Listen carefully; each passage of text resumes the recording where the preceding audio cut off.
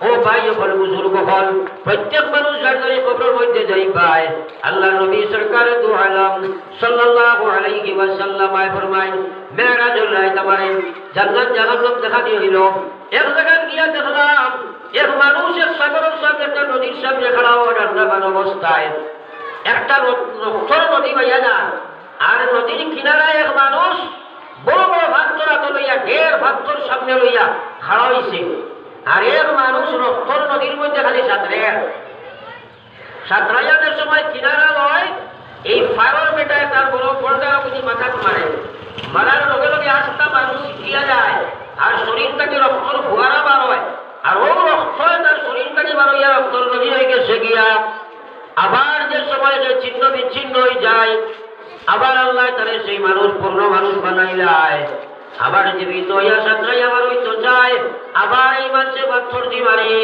আবার সে নদীর মাঝখানে যায় আল্লাহর হাবিবে জিবরাইলকে প্রশ্ন করেন ও ভাই জিবরাইল এই মানুষটা খেয়ে এবং তার কি শাস্তি হইতে আছে হযরত জিবরাইল ফরমাইলেন এই মানুষটা হইল সুদখোর দুনিয়ার থাকতে সুদ খাইতো আল্লাহ তার কবরের মধ্যে আযাবের মধ্যে তারে রাখছে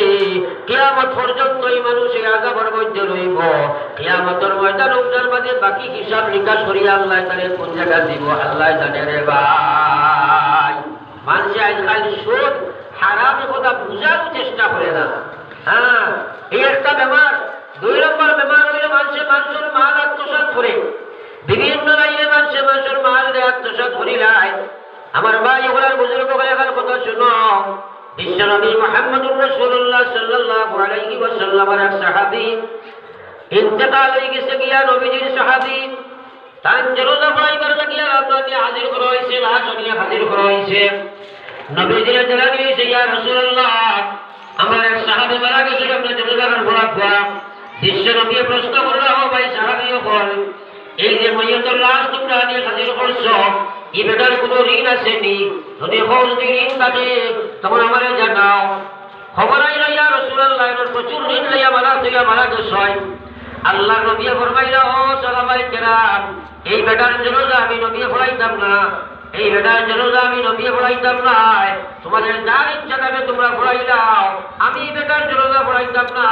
কারণ আমি নবীও যদি বেটার জানাজা পড়াই কিয়ামতের ময়দানে ওই বেটার ছাড়িয়া আল্লাহ ছাড়িয়া দিত নাই কবর জিন্দেগি বেটা আযাব থেকে বাঁচতে পারত নাই আমি নবীও যে মানুষের জানাজা পড়াইতাম ঈমান করে আল্লাহ জন্নত দিতা এই বেটা ঋণ ছেড়ে দুনিয়া থাকি যার আমি নবীও তার জানাজার নামাজ পড়াইতাম না কথাটারে তোরা সার্চ করো চাই চিন্তা করো চাই নবীজিয়া জানাজার নামাজ পড়াইলা না বলে এই বেটার ঋণ আমি পড়াইতাম না হ্যাঁ ওই সময় আব্দুর রহমান ইবনে আউফ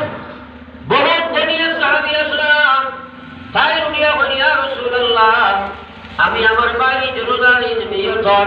যে ঋণ আছে আমি আমার পক্ষটাকে মারি দিলা ইয়ার আপনার জানাজার নামাজ পড়াইলা যে সময় ঋণ মারা হইল এরপরে নবীজি জানাজার নামাজ পড়াইলা আমার বাইরে কত মানুষ তোমরা আমি আমার মধ্যে মারা